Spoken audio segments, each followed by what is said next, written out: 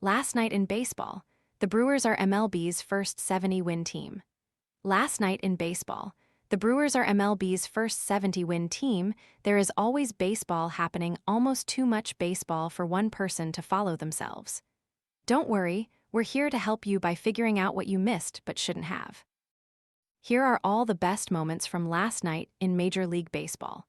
Not only are the Brewers the first team in MLB to get to 70 wins this season, but this is the fastest that Milwaukee has ever hit that mark. And the Brew Crew got there in a game against the Pirates, a team fighting for a wild card in the NL, with center fielder Jackson Chourio doing a lot of the lifting. So why is everyone suddenly talking about GLP-1? It's the hormone that helps control cravings, blood sugar, and appetite. Basically, it tells your brain you're full. Most GLP-1 supplements out there are actually cinnamon or turmeric in a capsule, Which don't actually support GLP-1. Edavita GLP-1 is different. It's the first capsule with Akkermansia, a gut bacteria linked to GLP-1 release. Plus, berberine, green tea, grapeseed, hibiscus, and prebiotics to feed the good bacteria. Scan the QR code now or visit grabdeal.us/7 to explore the details. Milwaukee went down 1-0 in the top of the third when Logan Henderson allowed a solo home run to Jacob Gonzalez.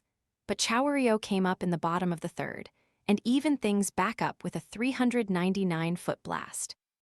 First baseman Andrew Vaughn added another solo shot in the next inning to lead off the frame, then rookie shortstop Cooper Pratt singled, followed by another knock by third baseman David Hamilton. That brought Chourio up for the second inning in a row, and he delivered here, too, with an RBI single to center to score Pratt. That ended up being the game-winning hit, as Pittsburgh managed just one more run against Milwaukee.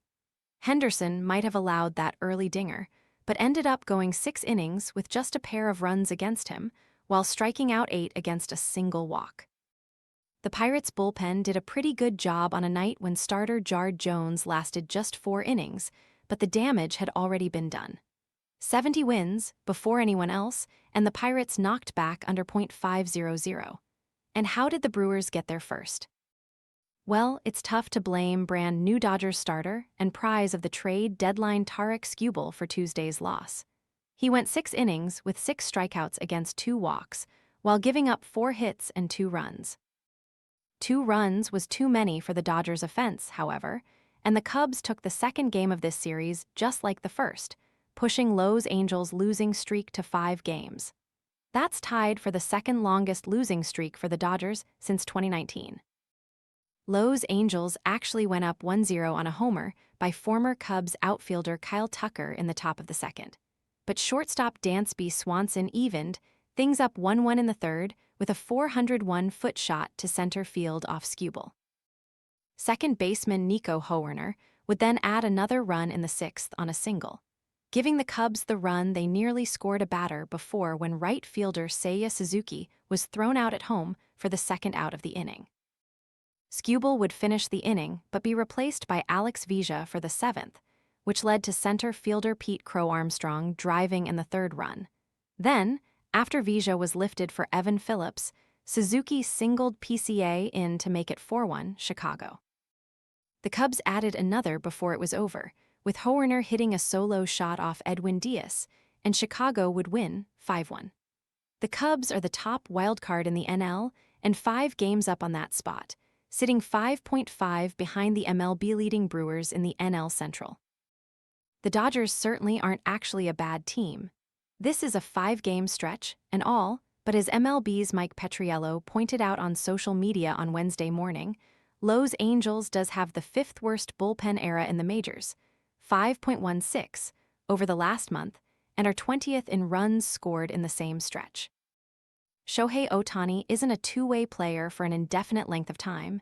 2, the Dodgers aren't weak, but they do have weaknesses, and there are times where those show themselves more than others. But is that good enough for 3 wins in a row against the Dodgers? We'll have to see how Wednesday afternoon series finale plays out. Freddie Peralta's debut for the Rays didn't go so well. Tampa Bay won despite his performance, thanks, in part, to another deadline pickup in catcher Liam Hicks. Batting cleanup, Hicks strode to the plate in the third with the bases loaded and the game tied up, 1-1, and unloaded on 92 mph fastball, low and inside. He sent it back 402 feet to right for a grand slam. This is where the bad news comes in again. Peralta gave up an RBI single to shortstop Ezequiel Tavar in the bottom of the inning, then threw a middle four-seamer to left fielder Mickey Moniak, who deposited it into the seats to tie the game right back up. Second baseman Willie Castro then hit his 13th homer of the year in the fourth, giving the Rockies a 7-5 lead over the Rays. Tampa Bay didn't immediately replace Peralta, but got him out a few batters later after he had recorded the first 2 outs of the fourth. Just 3 2/3 innings and 7 runs on 9 hits, with 2 homers allowed. The Rays' bullpen went into shutdown mode and ended up throwing a combined 7 1/3 scoreless innings of relief. The game went into extras thanks to Tampa Bay finally scoring again in the ninth. Shortstop Taylor Walls drew a walk and stole second. Then DH Yandy Diaz singled and stole second, putting the tying run into scoring position with 1 out.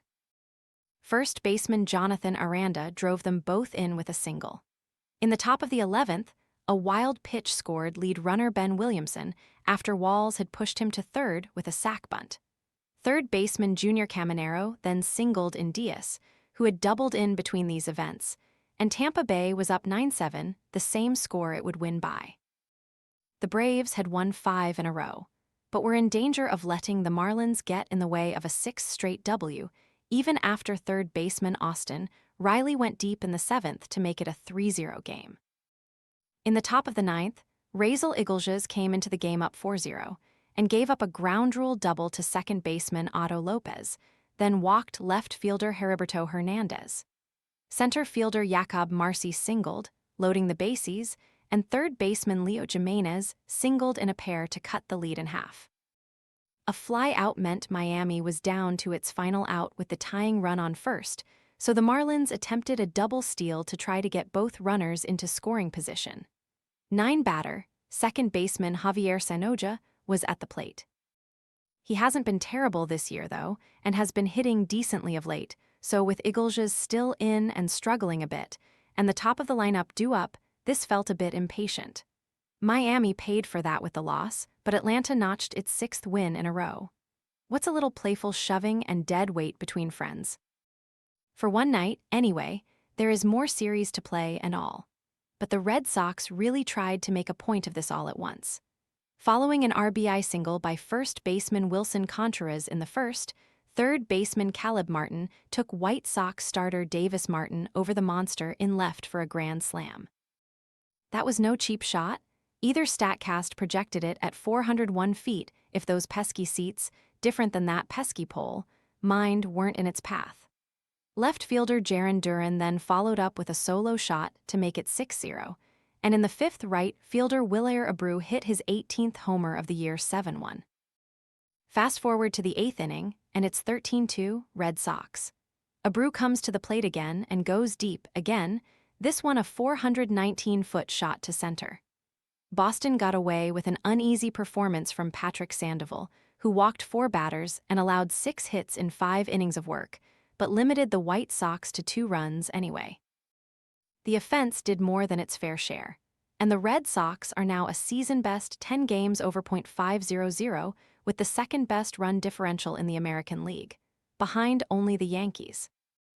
Boston has won 6 in a row and 24 of its last 27 games. Please remember that when this team lost on July 1, it was 14 games back in the AL East and 11 games under .500 while being outscored by 7 runs. The Yankees made some moves at the deadline, but their most significant ones might be addition by subtraction, getting Anthony Volpe back to the minors. For instance, replaced by the top prospect in the organization, George Lombard Jr., could end up being huge. Lombard introduced himself to Yankees fans with his glove when he had a backhand stab that turned into a double play in the top of the 2nd inning, and then showed off his bat in the 5th with the first hit of his big league career, a solo homer off Cardinals starter Hunter Dobbins. Lombard's not a big power guy, his value at the plate in his patience and ability to draw a walk, but he's capable of getting hold of one in addition to bashing doubles. And here, that helped the Yankees to a W over St. Another big deadline get had a notable performance on Tuesday, this time with the Phillies. Second baseman Luis Ariz suited up for his first game with Philadelphia and made his presence felt right away. Batting fourth, Ariz singled in the first run of the game in the first, then hit his 24th double of the season in the third to make it 2-0 Phillies. Ariz would end up scoring a run later in the inning on a double by left fielder Brandon Marsh, and the Phillies were up 4-0. That was more than enough for starter Jesus Luzardo, who was having one of his unstoppable outings. He went 8 innings against the Nationals, striking out 7 with 6 bases and no runs allowed.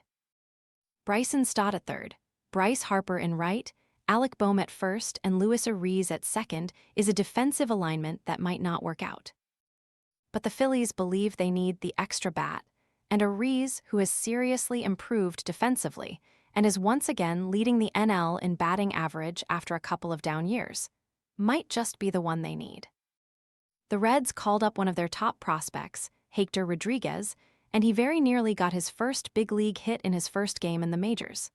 Luckily for Rodriguez, he did end up on base against the Athletics and score his first big league run despite that robbery, and Cincinnati won 5-4. There will be time for that first hit later.